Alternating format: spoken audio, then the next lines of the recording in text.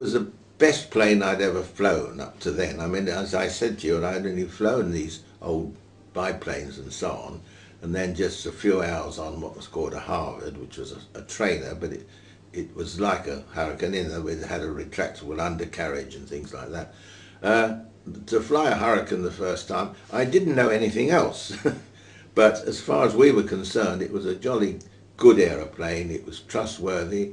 You could be shot at and it would take a lot of punishment. It was quite kind. It had no vices as such, if you didn't ill-treat it. So it was a good old, not old, a good modern fighter aircraft to fly, very reliable, a good, what they call gun platform. In other words, it was a good firing machine. So everybody loved the Hurricane because it was it was like a, difficult to say, isn't it? It was just a nice, friendly aeroplane.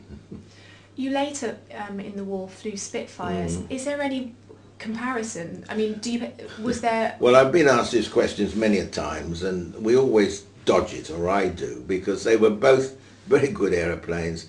They were both did their job excellently. The Spitfire was, people say it was more of a lady than the Hurricane. The Hurricane was pretty tough and solid. The Spitfire was always recognised as a lovely smooth sort of thing.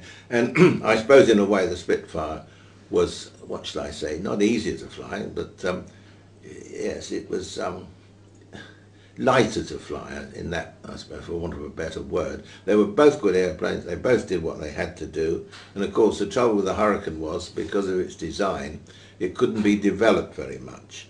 So towards the end of the war, it was used for low-level bombing and firing and stuff like that, anti-tank raids and things. Whereas the Spitfire was developed all the way through the war, got better and better and better.